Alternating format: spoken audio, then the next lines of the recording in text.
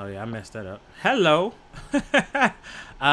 everybody. I'm a little early, so actually I'm right on time. It's 8:02, and so we have a new show. If this is your third time watching, you're like 3 for 3, which is awesome. I appreciate you. You are the real MVP. Um, so this week, this is a new live stream. We're going to be talking about travel. The summer is coming to a close. It's coming to an end, and all our summer dreams and summer hopes and summer travel plans have been dashed by coronavirus and COVID-19.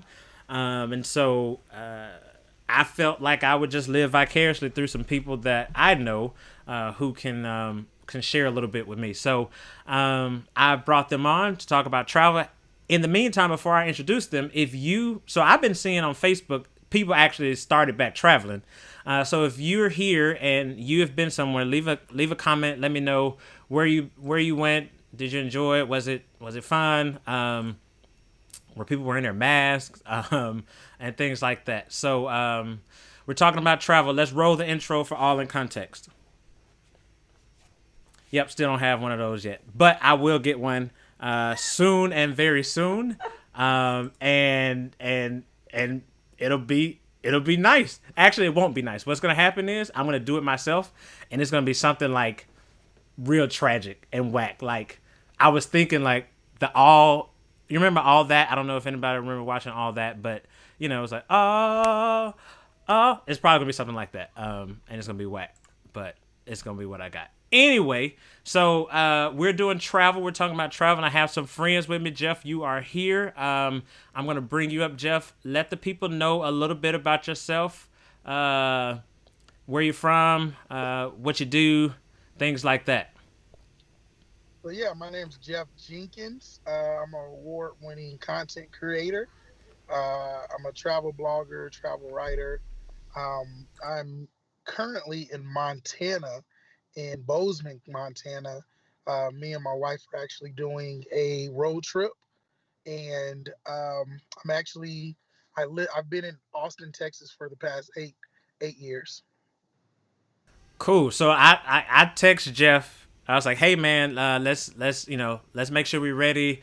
All this other stuff, and he was like, "Oh yeah, I'm in Montana or South Dakota, wherever Mount Rushmore is. Oh, That's where yeah. he was." And I was like, "Oh, that's great. Man, that's nice to be able to be in South Dakota and eventually Montana." So glad to have Jeff on. We're gonna rap a little bit more. Next up, I have a friend of mine, Nicole, who I admire because she's done some really cool stuff for travel. Nicole, tell the people a little bit about yourself. Yeah, sure. My name is Nicole Leeper. Thanks for having me, Kian. I am the director of communications for a nonprofit organization called World Orphans. Really awesome organization doing family preservation work around the world. And um, I also, a few years ago, kind of started learning a little bit more about the ability to travel on a budget and have had a lot of really different and unique experiences. I've traveled by myself, I've traveled with a friend, and generally for long periods of time. I have a home in Spain now, and some just different opportunities like that that all came from just kind of going for it a little bit. So I've learned a lot. So hopefully we get to talk a little bit more about that stuff. It'll be fun. Cool. Yeah, that was when I first heard about that, I was like, oh, okay. So you're like, I would remember thinking, so where you gonna stay? Like, how does that work? So yeah, I'm looking forward to chatting a little bit more about that. And then finally, I have a friend of mine, Erin, who I admire the way she and her family ensure that travel is incorporated in their life. So Erin, tell them a little bit about yourself. Hi, everyone. I'm Erin Mesh. Keon and I actually work together. We work at Holiday and Club Vacations in Orlando, Florida. So I am happily married. It will be 20 years in October. We have a 16-year-old son named Kylan and a 14-year-old daughter named Haley. So, we got married. We honeymooned in the Bahamas, did an all-inclusive trip, and just loved it. And so for a few years before we had kids, we had Kylan after we were married for like 4 years. We traveled with our friends and we did these great five-star all-inclusive vacations. And so once we had the little ones, things changed a bit. So we started to do getaways and that type of thing. And then we realized that some of the all inclusives were actually great options for families. So we started to do that with our kids. And so they're a little bit spoiled, but we love the time. Now they're older, 16 and 14. So they cost just as much as us. So we'll be more ways to travel in the next couple of years. So Cool. glad to for having me, Keon. Yeah, so we for our honeymoon we went to St. Lucia and it was great. I mean, we went to this place that was right on. So St. Lucia is on both sides. I think there's a Caribbean side and a Pacific and a no and an Atlantic side. I don't remember which side we were on, but it was nice. And at that moment, I told Ashley we're gonna come back and we're gonna see like some more Eastern Caribbean islands.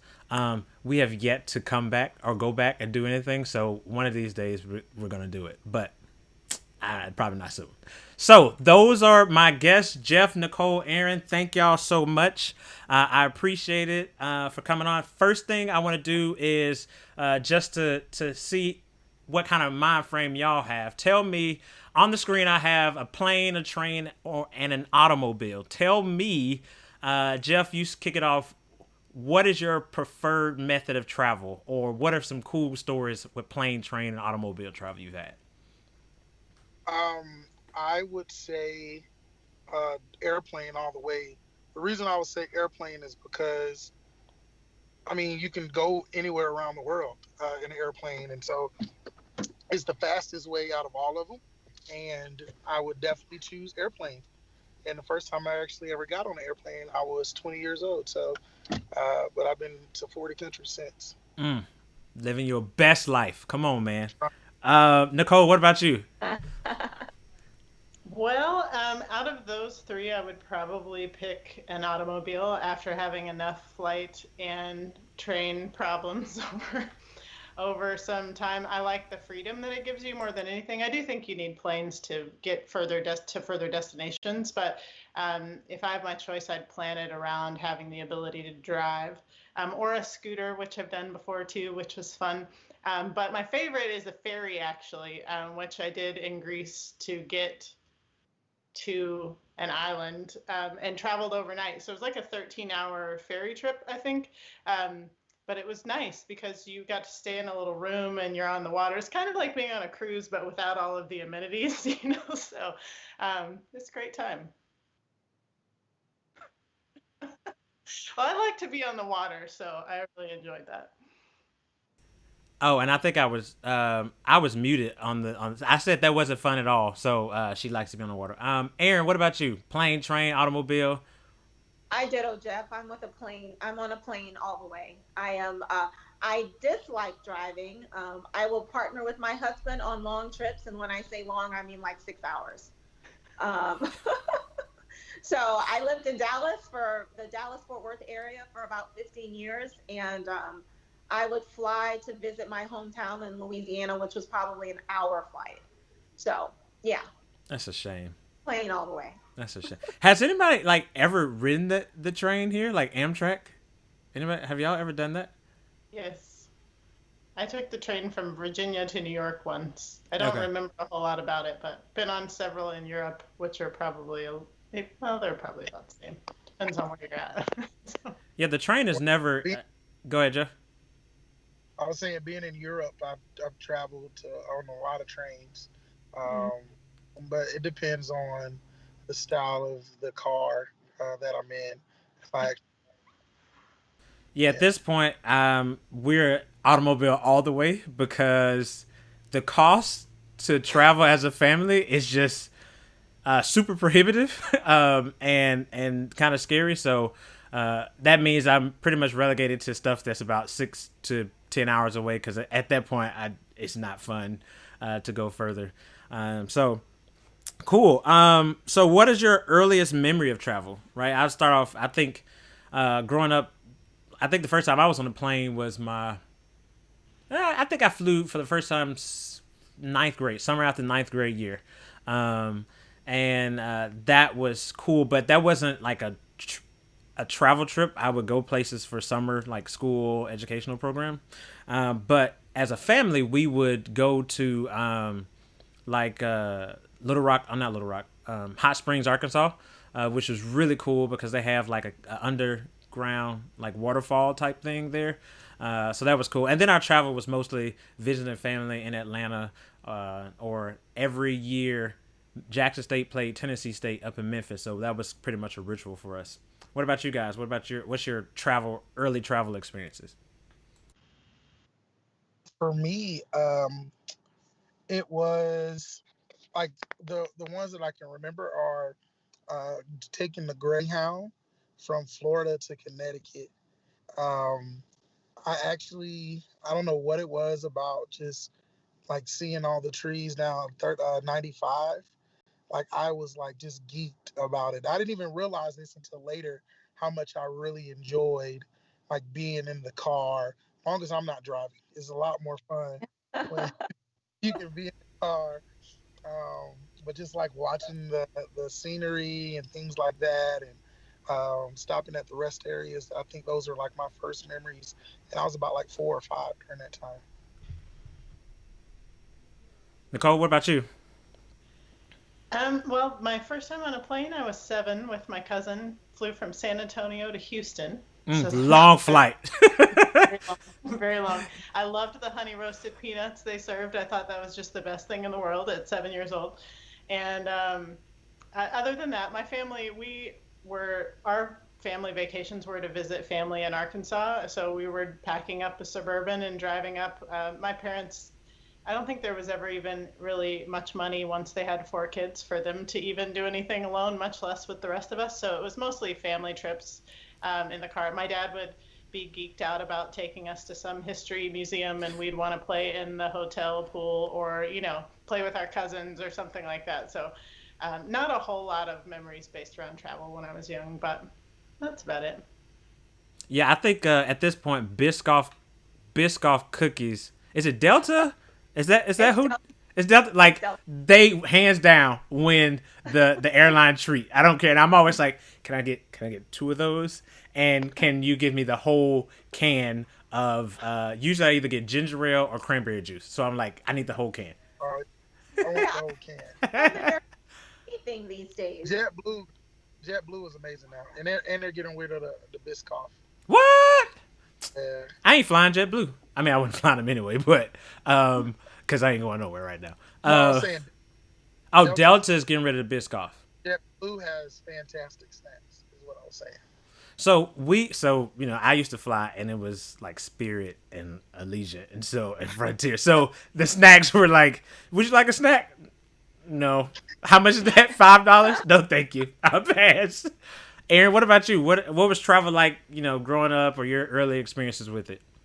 Yeah, so I remember as a family, my dad was in the oil industry. He worked on one of those oil rigs, and he had training often in Houston. So we would drive there and meet him during his training and stay like at a hotel for a week and then visit the local attractions like the Six Flags theme parks and stuff like that. But I often traveled with my cousins and my mom's sister in New Orleans. Her daughters are the same age as me. So I went on summer vacations with them every year, probably beginning around 8. So we would drive to Florida from New Orleans. And I remember flying to California. I'd been around 11. I think that was my first time flying. Oh, Aaron, you got robotic for a second, but you said 11 was your first time flying. Yeah, I think so. Right around 11. It was before high school. So 11, 12, something like that. Cool. So now, Nicole, you mentioned that you have a house in Spain. How do you end up buying a house in like? Tell us about that.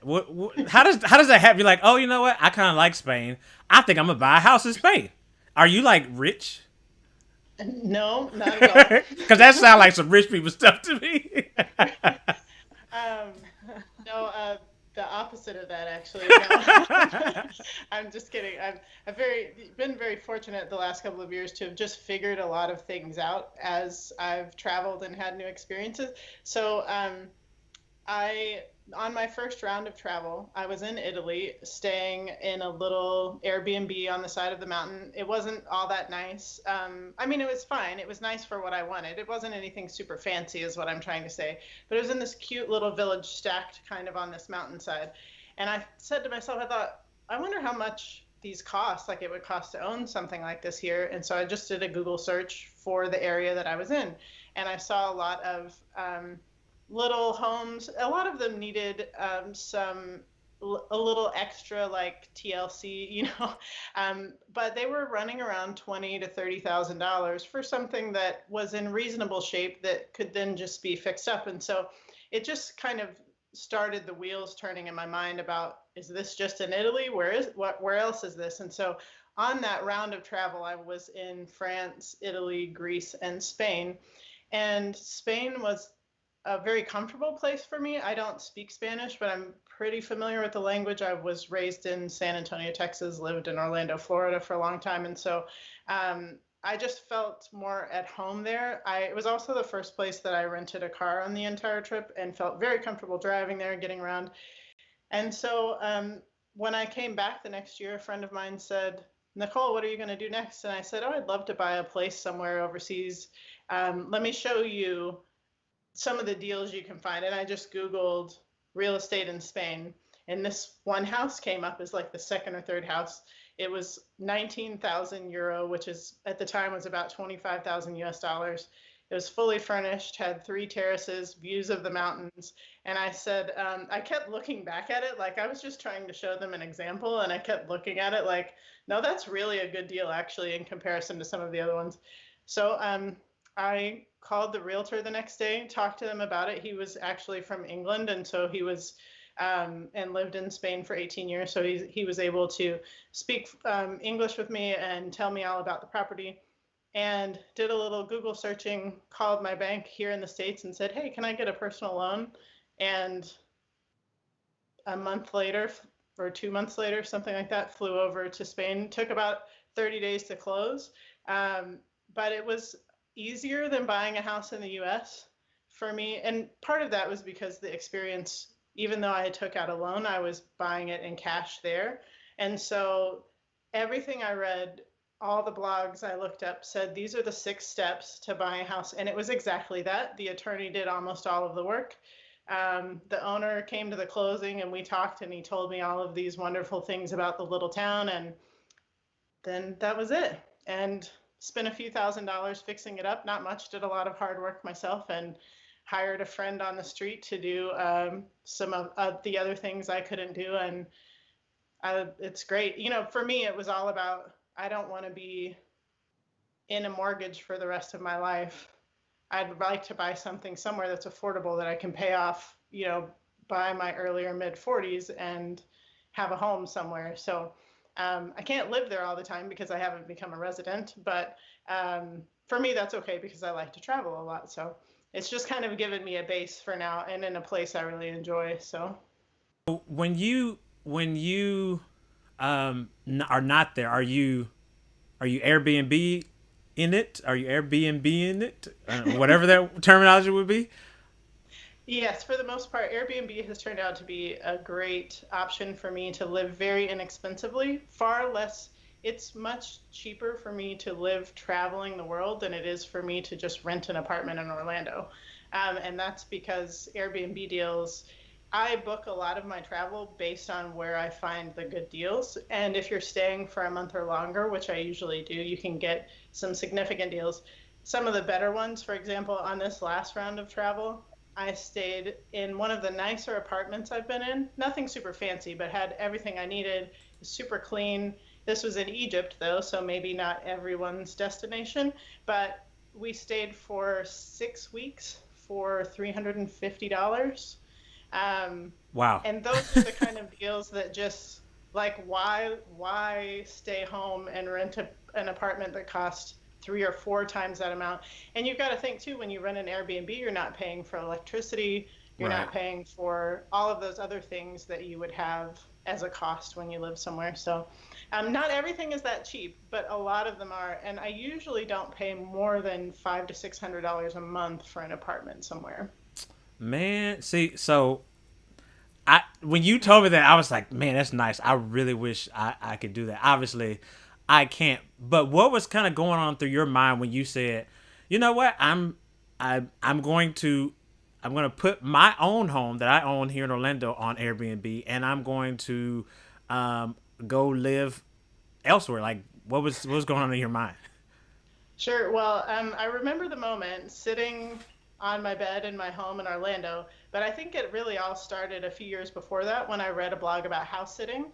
I read a blog about a girl that travels the world full time, and she lives off of about $14,000 a year, and it just blew my mind. And I think even though I haven't done much house sitting in my time, it was just this creative idea that I had never heard of that really started all of my wheels turning about being able to travel and how you can make a living while you travel and that sort of thing. So, and house sitting is another great opportunity, by the way, um, because pe- people need other visitors to come care for their cats or dogs or things of that sort. Um, while they're away on vacation or sometimes for a long Right. period of time. So that's been super helpful. But anyway, so then I'm sitting at my home in Orlando, and I just felt like my life was kind of monotonous, and I'm not really crazy about um, just doing the same thing every week, doing the same thing every night. And I think a lot of other people than that when you're raising kids, doing things. And for me, I just thought, I don't think that's, I don't know, I'm just bored. I need to do something beyond to have something new. And so I think that blog had inspired me, and I started looking at, I was initially going to house it, and then ended up realizing that I could rent Airbnbs very inexpensively, which gives me a little more control. And then realizing that I could make a profit actually by renting out my home on Airbnb while I was gone, so that not only did it pay the mortgage and all of the bills, but then brought in an additional income on top of that.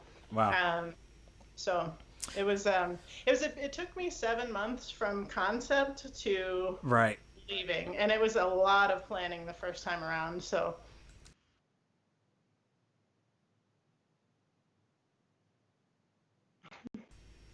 That blows my mind. I think that's crazy.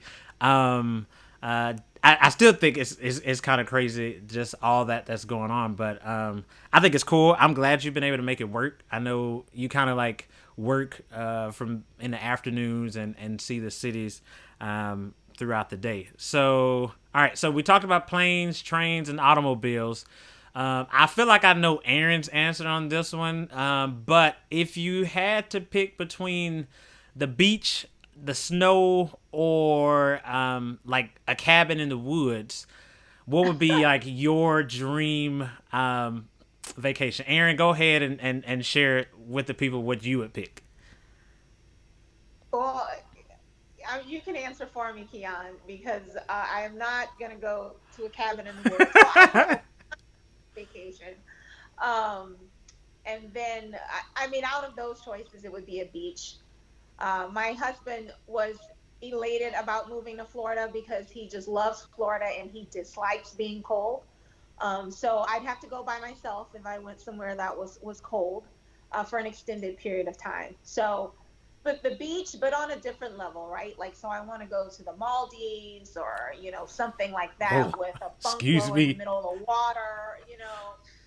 So we were actually hoping to do something like that for our 20th year anniversary, but that's not going to happen this year. So, 21 is maybe, coming. yeah, that too. So Um, you got wow. I mean, when you were like, I want to not just a regular beach. Like, it's not enough to go to Coco or New Smyrna. You got to go to Maldives. Yeah, and I haven't been to either of those. So I still have those opportunities right around the corner. Yeah, go to Maldives. I'm sure it's way better than Coco. Jeff, what about you? Beach, snow, I mean, cabin in the woods. you said that's not none of those are like dream vacations to Okay, me. well, scrap that. What's your dream vacation then? Well, I had to pick out of those. Beach would be the first or be the one that I would choose. But I love the hustle and bustle. I love more so like adventurous. So like I love Costa Rica and like the rainforest. Anywhere that got a rainforest, I love that. I love like really getting to know culture and people. So I like to be a part of like people's culture. And I realized that the places that I like the most actually are like metropolitan areas and cities. Okay. So yeah, it's interesting. I like Yeah. tourist stuff too. Yeah. I guess I left off because I did leave off like just a regular urban city, right? Because that's also part of a significant part of travel, like going to Tokyo, right? I know you love Japan, right? And so, Japan, I don't know if Tokyo has a beach or snow or woods, but I'm sure it's a great experience. Have you been to Tokyo? Yes, yeah, bro. Okay. I was in Tokyo. I was in Japan when we was in school together. Yeah, I didn't know if you were. Listen, I don't know my U.S. geography, so don't start Me asking neither. me about like foreign and international and world global geography. I don't know it. I know it's Tokyo and like Okinawa and Oh, good. Oh, Okinawa, that's good. I've um been there and too. and a bunch of other cities in Japan. Yep, That's what I got. yep. Nicole, what about you? I would probably just quickly jump for the beach, but I also love snowboarding. So I don't like snow in general, but if you give me an opportunity to snowboard, that's a little bit of an addiction. So that's a lot of fun. But I actually agree with Jeff. When I went to Palos last year, I was thinking that it was going to be a very just beachy vacation, and it turned out to be repelling from waterfalls and whitewater rafting and climbing a mountain for sunrise and doing all of these very adventurous things that I just hadn't really thought. That's not what I thought I was going to be doing there. And so that would actually probably be my preference now, is something like little with waterfalls and a little bit of hiking and some things like that. Cool. So we lost Jeff. He'll hop back on at some point. Um, so uh, and Aaron. So, Aaron, we talked about like Florida beaches, right? And how you love the Florida beaches, and how well, I don't know if you love. I'm speaking for you. Yeah. I feel like you have been. Whenever we talk about your travel, or whenever I see pictures, it's at the beach. Do you like Florida beaches, or is it just like that's what's here in Florida? So that's kind of what you do. Yeah, so that's what's here in Florida, right? So I moved here 4 years ago. So the Florida beaches are a new concept. But before, when we lived in Texas, we normally go to the Caribbean, right? So, and we tend to go back to the same places. So without the kids, we've been to like, the Bahamas, Jamaica, the Dominican, right? The kids have been to Mexico 3 times and they've been to Cozumel once. So now that we're in Florida and the beaches, I mean, some of them are just as pretty and it's only a drive away. And I can actually drive because I can handle, 2 to 3 hours. We tend to go to beaches here, but my favorite is Siesta Key. And then we've been going to Vero, and I really do like Vero, but I like the convenience of that because we stay at a Kimpton hotel, which is more of a boutique type hotel. So it's really nice. And I mean, once you're there, you're pretty much taken care of. And so I like the convenience of that because you don't have to haul all of your beach equipment. You get out there, they set everything up. All you have to do is bring your cooler. So that's pretty that's pretty relaxing for us. So and And so for me, that's one of the things that I've like. I have all three of us on here, Aaron and Nicole. You're on with me. One of the things that we've been trying to do is figure out where do we go, because I really want to go somewhere. I want to do something. Literally, I've been in the house since mid March, like in the same seat, in the same spot, in the same house.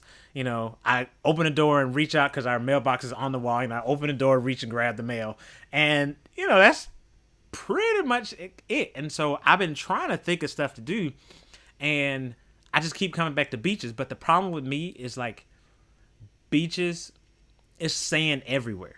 Like I cannot deal with like the sand. It's annoying, and I don't know if anybody else is like me, but sand, I just hate it. And you get done, you get back to the house, and you gotta like spray off, and no matter how much you spray off, there's still sand on you. So I think we're just gonna end up having to go to a beach just because I don't know if anything else in Florida.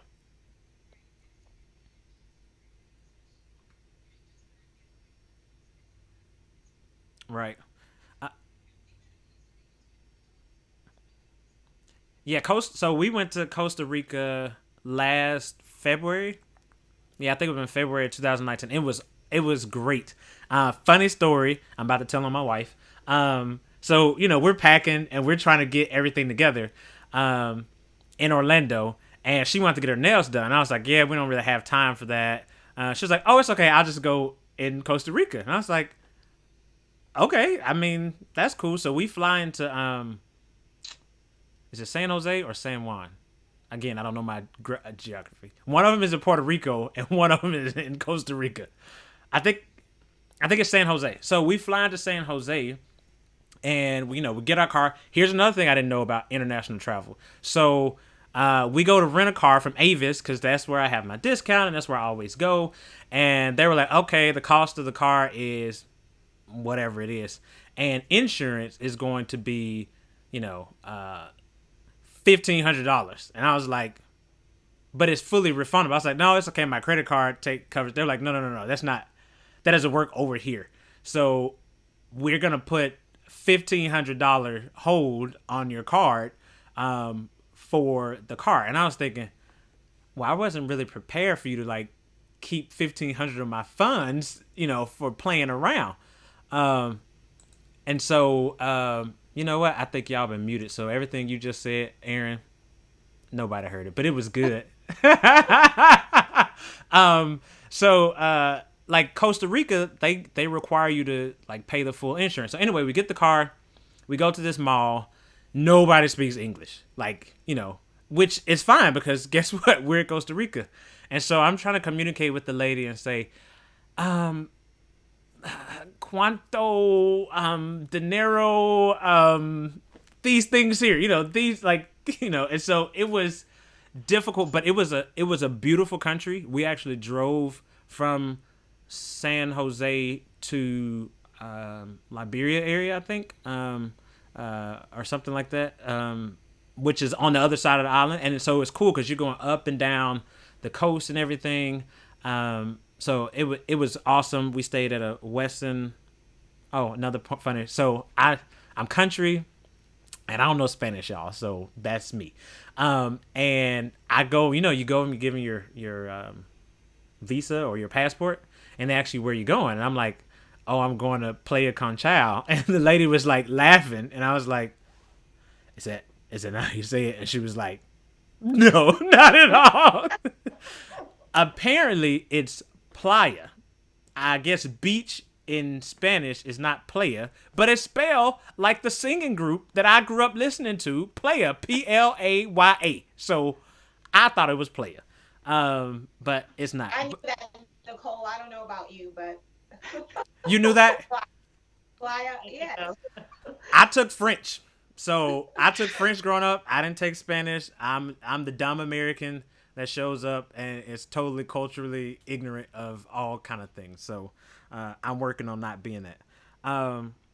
So another thing, Aaron, to kind of talk about is, so you and your family travel a lot, and a lot of it is family travel. How is that like, especially as your kids are now, in middle or high school? How has that impacted your relationship? Has it been productive, helpful? Yeah, it's been very productive. So it's something that we always look forward to. They look forward to the summer vacations. Since we moved here, we actually cruised for the first time last year in 2019, and then we actually cruised again this year right before the COVID nightmare, right? So I think we went out like on March 6th, and we were actually trying to cancel, but Yeah, we I did was not. worried about you for a second. I was Yeah. like, so you for real gonna go? You for real gonna go on this cruise? Yeah, so it has absolutely brought us close together. But now that the kids are older, they have, competing schedules. So even when we went on our cruise, my daughter had a volleyball tournament, so she didn't come with us. So it was just me and my husband and my son. So I mean, I think that now that they're older, we'll start doing more things like within the U.S. So like we want to go to the Grand Canyon, maybe Colorado, some of those things just to get some experiences, do something a little bit different than the beach. Since we are in Florida and we have access to the beach more often, I think we're going to branch out a little bit. So I'm ready for this COVID nightmare to be over so we can try something new. Yeah, that would you can so Jeff he ain't back on, but you can talk to Jeff cuz he's out in South Dakota, and I know, or Montana now, but I know Montana and South Dakota are like top on your travel list, right, Aaron? Ah, No comment.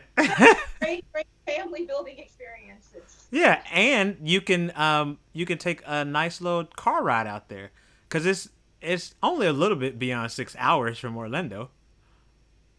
Okay, I'll talk to Jeff about that. Right. So the cool thing that I thought for Jeff, since I'll speak to him, is so Jeff somehow has transitioned. He used to be like a choir director or something for a school district, and he transitioned to being like a full time content creator, I guess is what he would be called, for the travel industry. And it was interesting because I remember talking to him and saying, "Wait, so you quit your job? Like you make money, like doing this?" And his thing is like, it's called Chubby Diaries, and he focuses on plus size travel tips and things like that. And I thought it was really cool because I love to see people chase their passions, right? I think one of the things that I think all of us probably on this video chat, we're dreamers. We have great dreams. We have great aspirations, and a lot of things that hold us back. We allow a lot of things hold us back. So it was really cool to see him transition. And one of the things I was going to have him talk about, since he ain't here, was about he's doing like this Black Travel Alliance thing, which is really cool because it's getting a bunch of Black content creators around the travel industry together to just have more representation. I was talking to my cousin the other day, and sorry. Yeah, I'm not a professional, clearly. And so I was saying that one of the things that is so hard to find is things that are geared even nowadays toward like African Americans are Black, the Black experience, whatever that looks like. And so even something as simple as stock photos, right? How do you? It's like a struggle to find stock photos with Black people. Or like not the one token Black person, right? Like, oh, there's the Black guy right there. And so it's really cool to see that. So Nicole, going back to you, you went over to Spain and then you went to like Italy. How is traveling between like France or Spain and Italy? Because you got to go through. Wait, to go from Spain to Italy, I think you got to go through France, right? Or something like that. If you're traveling. So, like, do you just hop on a train and go, like, it takes you there? Or do you have, like, fill out, like, how does that work? Because, again, I'm ignorant. I don't know these things. Sure. No, well, there are a lot of options, actually. And trains are a very common option in Europe. And so that is something I've done a few times. Now, I don't know if I've done a lot of from one country to another by train. But another great thing to know is, a lot of times I think if someone's booking a trip to different places in Europe, they'll book like one flight sort of package. But once you're actually in Europe, or if you're just booking from one European place to another, even between countries, you can get flights for as little as $25, $40. A lot similar to flying a budget air. Oh yeah. I mean, because it's like flying in the States from one state to another. I can't get a flight from one state to another for $25, $40. But if you know of one, let me know. Actually. Oh, I can? Oh yeah, there are some things you can do here in the States. Well, one, obviously, if you fly some of the budget airlines. Spirit, baby.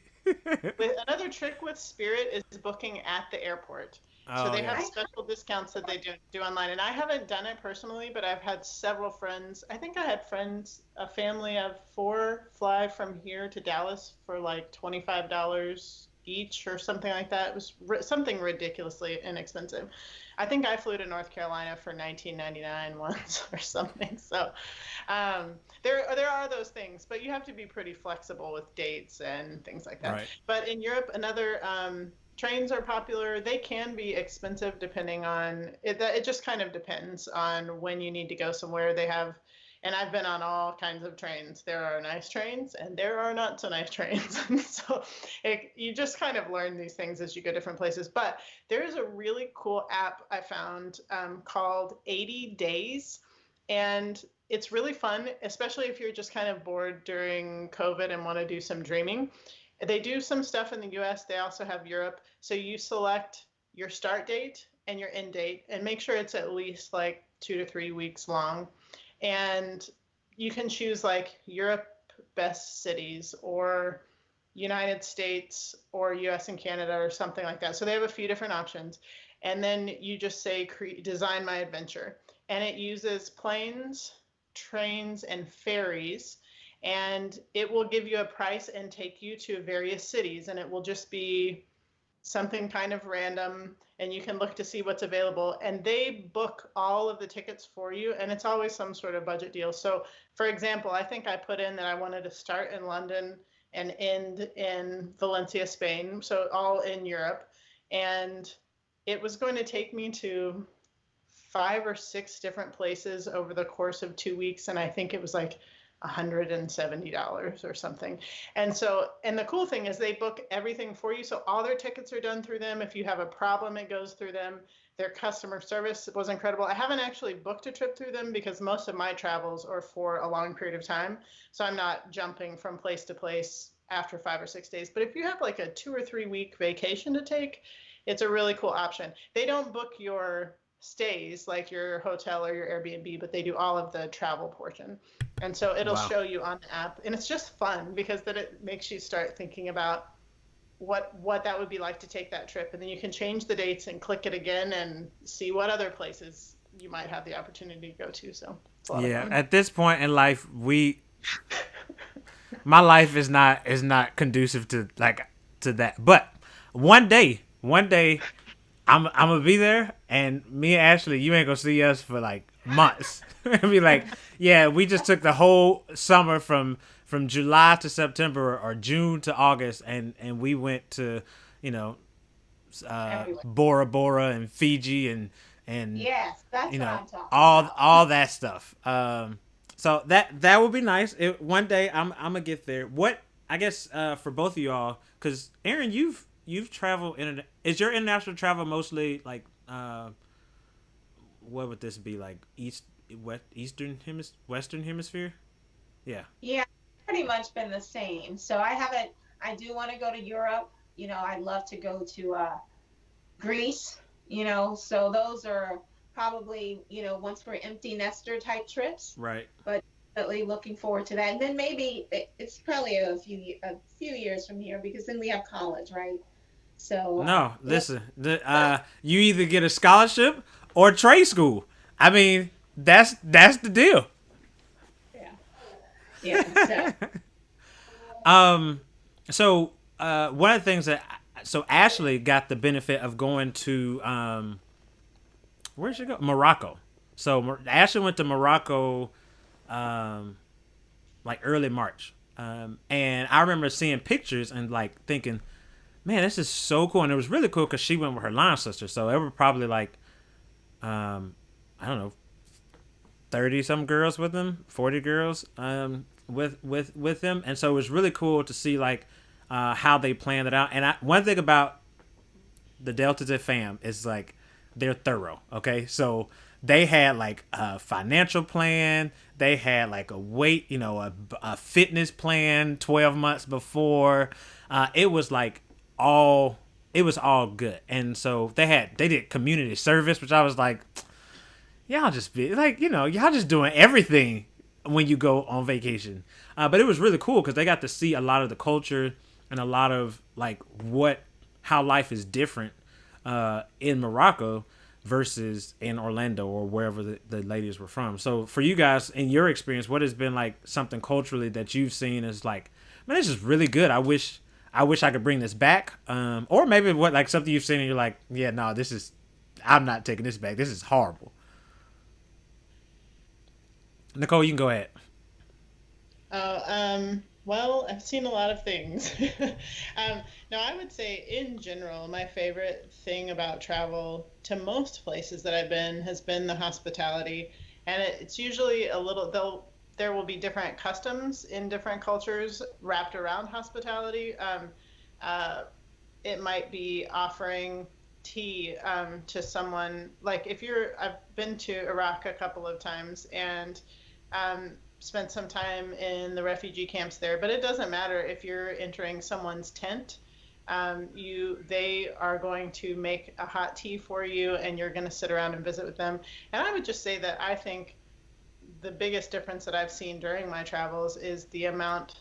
I realize how consumed we can be here by time and personal space, whereas in a lot of other places it's relational, and it's let's sit around and share a meal together, and let's have coffee together, and spend time with other people. And so I think those are the things that I generally want to bring back in Spain specifically. And I think this might even be specific to Valencia.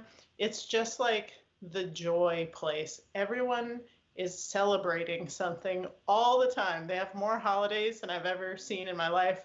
I remember being up at 1 o'clock in the morning talking to your cousin-in-law, Kian, on the phone while I'm sitting by the window, and I hear these trumpets coming down the street at 1 o'clock in the morning. I'm like, what is going on? And there's these people singing and marching down the street, but it's just like that. It's very festive, and I noticed too that, in my opinion, they would have these massive festivals. There's one called Fies in Valencia. 3 million people come, and they build these massive paper mache structures that are half the size of the buildings. Like, they're huge, and there's 700 of them throughout the city, and people come for 2 weeks, and you can just walk around and see these things. But I think the thing that was different about that than maybe, I haven't been to a lot of American festivals, but I feel like people didn't need to drink a lot to enjoy themselves.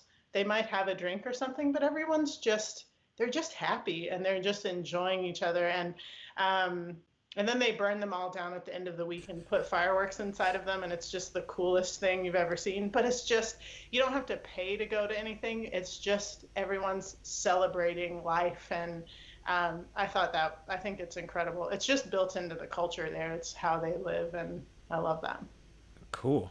I know we traveled together to Haiti, and I thought when you talk about the hospitality, and I think that's one of the things that really got me is, and I would the main phrase I got was in a place where, because we were in Port-au-Prince, and in a place where people would describe as hopeless, right? There was still so much hope, and passion and joy and love.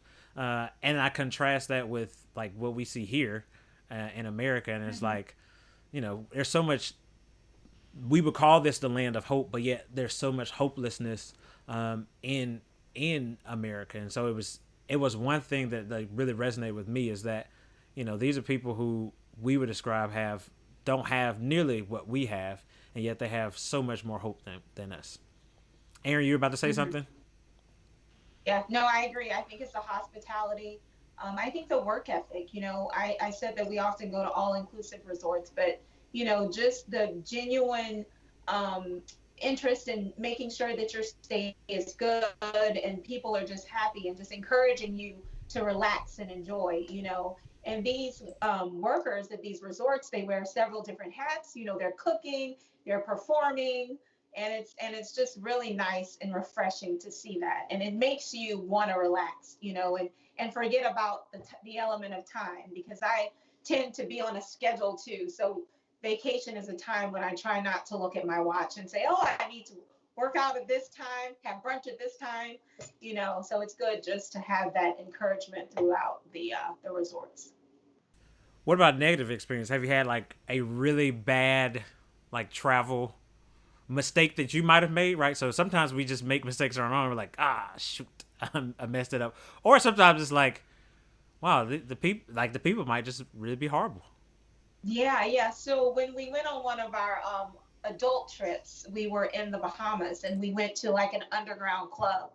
So that may have not been the best idea. We clearly realized after about 10 minutes that we probably shouldn't be there. And we very much look like tourists. So at that point, you're there and you just kind of pretend that you belong. But the entire thing was extremely uncomfortable. Besides the music and the alcohol, you kind of felt unsafe. Nothing happened to us, but, it's probably something that I wouldn't do again. Yeah, I would say don't go to Did you go with somebody from the Bahamas? No, no, Yeah, we y'all tripping. so I had my big brother with me and my younger brother and my husband, and it was like 6 or 7 of us. And it was like, oh, this is cool, let's do this. But then we got there and like, oh, this looks really shady. I hope we'll be okay. So yeah. What about you, Nicole? I have a long list of negative experiences, but I think one or two to choose from would be, well, maybe not. So I had an interesting experience I was on my way to Iraq and I had a 3-day stay in Dubai, where I'd never been before. And I'm usually in places much longer than that. And I'm not a person that I don't really enjoy doing tours and typically touristy things, but I was only there 3 days and I thought, well, I might as well sign up for a tour. My hotel guide said that they had something there, so they sold me this package that's for the next day. They told me to be downstairs the next morning at 10 o'clock, I think. So I went to go grab breakfast, which was right next to it, and I'm waiting, and 10 o'clock comes and goes, and I'm like, all right, nobody's here. No one's at that desk yet. Finally, like 30 minutes later, someone shows up, and they're like, oh, didn't you get the ticket? And I'm like, yes, you told me to be here. So they call someone, they're like, he'll be here in 10 minutes. So this man walks in and he's like, you go with him. And I'm like, all right. And so he just turns around and walks off and I follow him out the door and he opens the back door to like an SUV. It was kind of like something similar to like a Toyota, would that be a 4Runner or something? And it's got roll bars on the inside and stuff. Right. Looks like a desert driving vehicle or something. But I'm in the back seat. There's the man that's driving and another man in the front seat, and neither one of them say a word to me. I don't make the smartest choices all the time, but I'm not very fearful of things, so I'm just like, all right, whatever, get in the car. And I think I'm typing something on Facebook about this really strange experience. So they pull up behind this really old rickety van after like 10 minutes of driving. And then the guy gets out and they just leave me in the car and they don't say anything to me. And I'm just waiting for like another 10 or 15 minutes. And so then he's like, okay, you go into this van. And it was a very old, kind of dingy van that's packed full of people. This sounds like it's about to be all like this sounds like you're about to be trafficked somewhere. Right. Well, I mean, I suppose it could have felt like that a couple of times. I just am kind of like, all right, whatever. I don't know. I don't generally fear that something bad is going to happen to me, and so thankfully the Lord watches over me wherever Thankfully, I go. yes. Although this was it was more annoying than anything. But so I get onto the van, it's hot, and most of the people, maybe don't have the same deodorant practices that we do or something that were on the van. I'm not speaking about Dubai in general, but just the people that were there. And it was a little, smelly and warm. And then the guy that had driven us over there gets up and he gets on the little microphone and he's like, okay, now we're going to such and such. And he's just speaking like monotone, so boring. Right. I mean, we literally get to this place where he's like, and this is where they park all of the buses. And well, it was like, I was like, why didn't I just go to the beach today or something? And that's the one and only tour I've ever done. And I know a lot of tours are probably great and not like that, but they're not my thing. I just don't like the very touristy kind of stuff. But that was pretty bad. I've had some pretty rocky experiences in a few places, but that one was kind of a little just sort of random thing that happened. Yeah, I think my most random, and this is here in America, but I was at a wedding in Chicago, and I had dropped off a friend of ours. I rented a car, and a friend of mine needed a ride to the airport. We were leaving. I think he was leaving like 2 hours before me. So I was like, oh, this is great. You know, I don't have to stress about being late. I can drop you off. So I drop him off. I always forget that I need gas. I always forget to fill up the car. So I'm like, oh, great. I got time. So let me go get some gas. So I go to this gas station. I pull up. And it's probably like 6:30, 7 o'clock in the morning. So it's really early. And I'm pumping gas and I see, you know, these two guys on the other side. You know, and I'm like, okay, whatever. And one of them looked at me. He was like, you straight? And I was like, yeah, I'm good. And he was like, you sure you straight? And I was like, yeah, I'm real good. I'm just getting gas and I'm going to the airport. Like, I don't know. And so he begins to walk over to me and I'm like, well, you know, I can't be scared, right? So I'm not scared. So I'm sitting there and I'm watching him in my brain. I'm thinking, oh my gosh, what am I gonna do? But I'm trying to be cool. And so he comes and he like grabs my hand, like in a, you know how you shake somebody's hand and you give him a hug. He goes to do, like, he does that, and I'm thinking, is he about to like shank me?